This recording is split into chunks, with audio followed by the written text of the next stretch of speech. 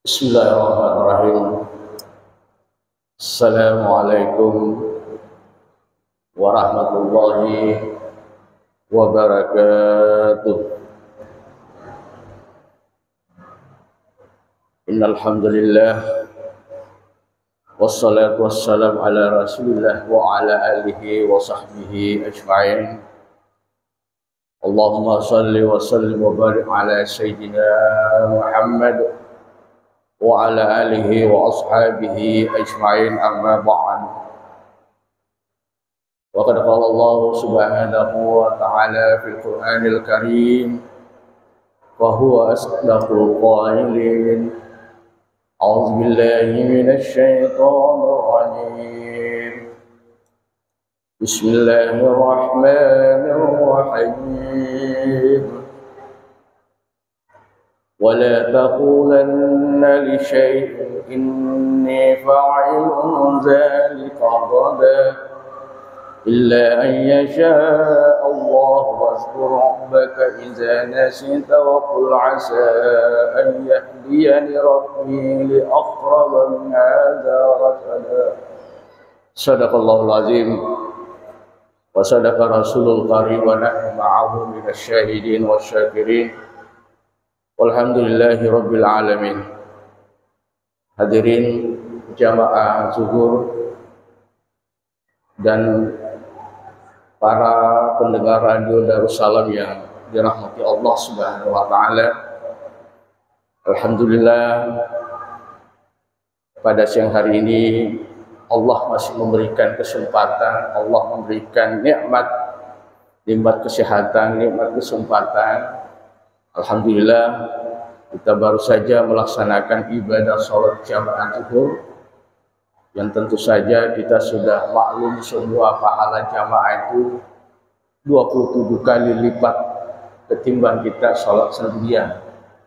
Mudah-mudahan yang telah menunaikan sholat jamaah dan masih bisa bertahan sejenak untuk kita saling mengingatkan pesan-pesan agama, insya Allah selalu kita mendapatkan keberkahan dari Allah. Kita selalu diberikan kesehatan, sehat, berikan rezeki yang luas, yang bermanfaat pada diri kita dan orang lain, insya Allah.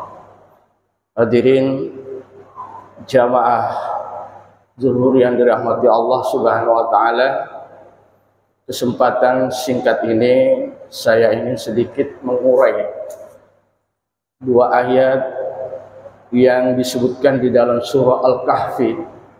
Mungkin Bapak Ibu hampir setiap malam Jumat kita mungkin sering membaca surah Al-Kahfi. Bahkan memang Rasulullah selalu menganjurkan kita bagaimana kita membaca surah Al-Kahfi di malam Jumat. Dalam ayat ini disebutkan oleh Allah Subhanahu wa Ta'ala, wala taqulanna li syai'in, dan janganlah sekali-kali engkau mengatakan terhadap sesuatu. Ayat ini ditujukan kepada Rasulullah Sallallahu Alaihi Wasallam, tapi juga kepada kita. Inni fa'ilun zalika ghadan. Kemudian Rasulullah mengatakan, aku pasti melakukan itu besok pagi.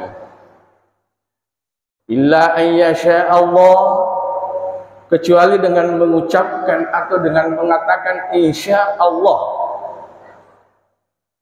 Wazkur rabbaka, dan ingatlah kepada Tuhanmu, iza nasita, apabila engkau lupa.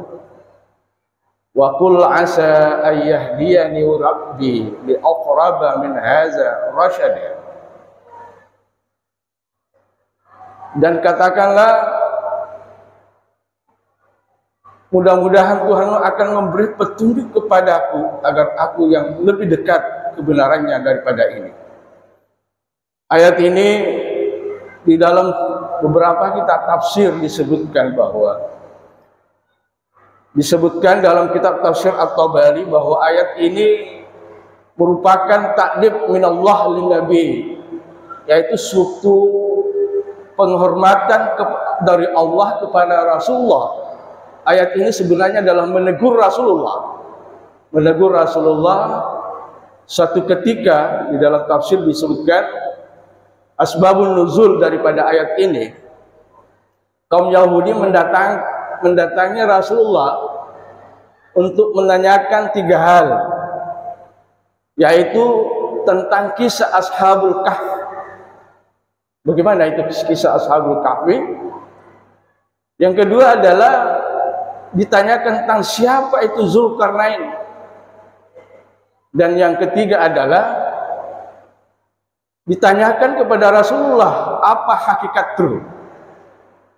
Dan pada saat didatangilah oleh kaum Yahudi itu dengan 3 pertanyaan kepada Rasulullah, ternyata Rasulullah tidak mampu menjawab seketika itu. Maka Rasulullah menyampaikan kepada kelompok orang Yahudi yang datang bertanya kepada Rasulullah, tapi sebenarnya orang Yahudi ini juga ingin menguji sampai di mana pengetahuan Rasulullah yang diberikan oleh Allah karena dia mengaku dirinya sebagai nabi. Mampukah dia jawab ini tentang siapa itu Ashabul Kahfi dan siapa itu Zulkarnain, dan terakhir bagaimana itu roh. Maka singkat cerita di dalam tafsir disebutkan, maka Rasulullah menjawab, kamu datang besok, saya akan jawab. Ternyata setelah besoknya, karena Rasulullah berharap bahwa akan datang wahyu untuk memberikan jawaban terhadap pertanyaan orang-orang Yahudi bertanya kepada dia. Kata Rasulullah, kamu datang besok, saya akan jawab. Ternyata sampai beberapa hari kemudian tidak ada ayat turun. Tidak ada malaikat Jibril yang membawa ayat atau Al-Quran kepada Rasulullah untuk menjawab pertanyaan-pertanyaan diberikan kepada Rasulullah. Maka pada saat itulah muncullah gosip, muncullah cerita-cerita yang berkembang oleh kelompok-kelompok Yahudi yang menentang ajaran Rasulullah SAW. Katanya, Rasulullah Muhammad itu bukan nabi, dia tidak bisa menjawab. Akhirnya apa? Menurut riwayat agak sedikit galau Rasulullah. Ya, sedih Rasulullah. Jadi Rasulullah itu juga sama dengan kita. Kadang-kadang dia sedih, galau ketika ada sesuatu, tapi kegalauannya itu ya selalu mendekatkan diri kepada Allah Subhanahu wa taala. Maka datanglah Jibril membawa wahyu. Dan kemudian sebelum menjawab pertanyaan 3 hal itu, Rasulullah dulu ditegur oleh Allah Subhanahu wa taala dengan turunnya ayat ini. Kata Allah, hai Muhammad, wala taqulanna li syai'in inni fa'ilun zalika ghadan. Hai Rasulullah, ya Muhammad, jangan mengatakan sesuatu, jangan sekali-kali kamu mengatakan sesuatu yang Anda ingin laksanakan besok, kecuali illa ayyasha Allah, kecuali Anda mengucapkan insya Allah. Nah, ini adalah pengajaran Rasulullah kepada Allah kepada Nabiullah Muhammad SAW, dan untuk juga kepada umatnya.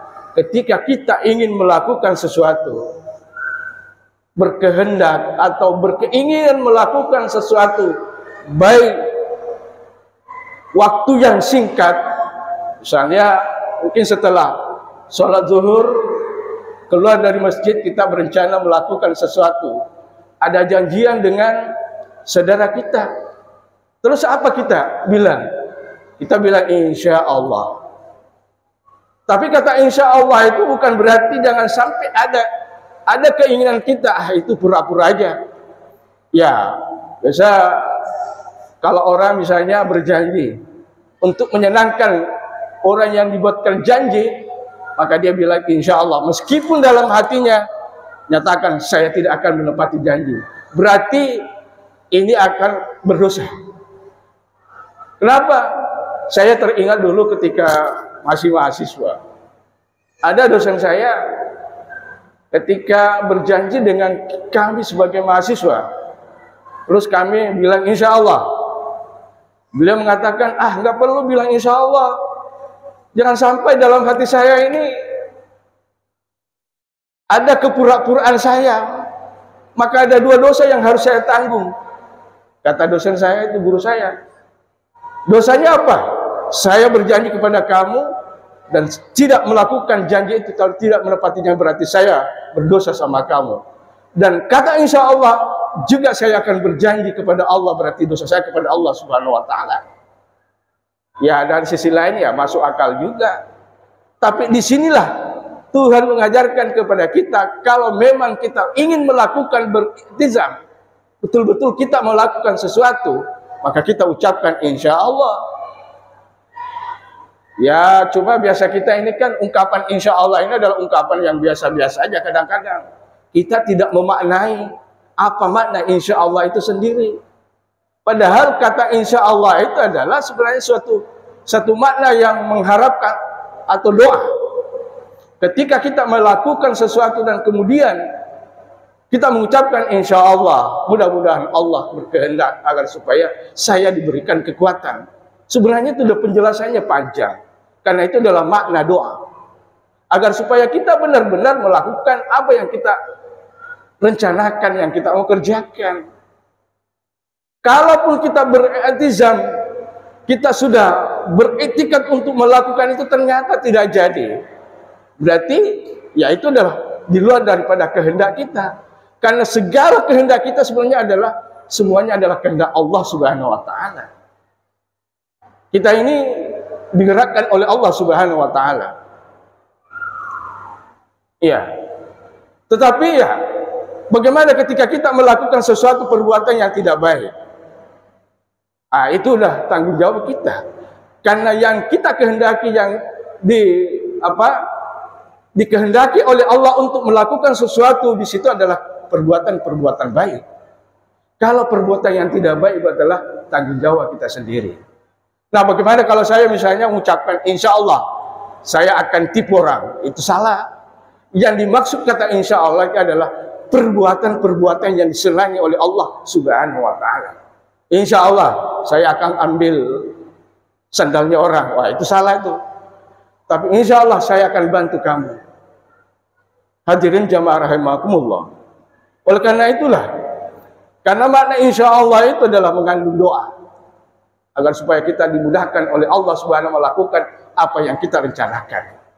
Jadi selalu kita ucapkan insya Allah ketika kita berkehendak melakukan sesuatu. Nah, ada sebuah cerita gini. Ada seseorang yang mau pergi ke pasar. Orang itu ketemu tetangganya di tengah jalan. Kata tetangganya, mau kemana kamu? Kata tetangganya itu, orang itu yang mau pergi ke pasar membeli kambing. Saya mau ke pasar. Untuk apa? Beli kambing. Kata tetangganya, ya bilanglah insya Allah. Ucapkan insya Allah. Kata orang itu, ngapain lagi saya ucapkan insya Allah? Pasarnya sudah saya lihat. Taruhlah dari sini ke pasar pagi lah. Uang saya sudah ada di kantong saya.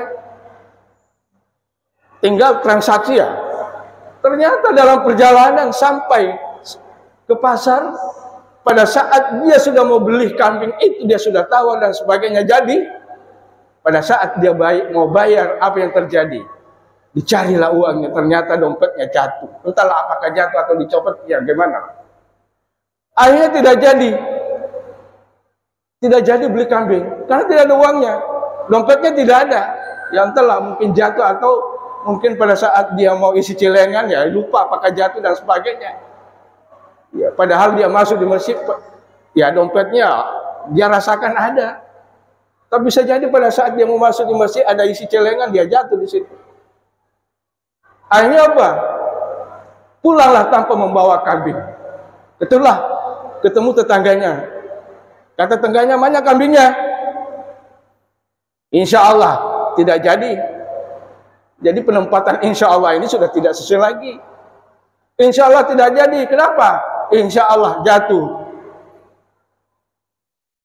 Jatuh dompet saya atau tidak ada uang saya. Akhirnya dinasihati tidak juga. Jangan menempatkan kata insya Allah pada bukan tempatnya.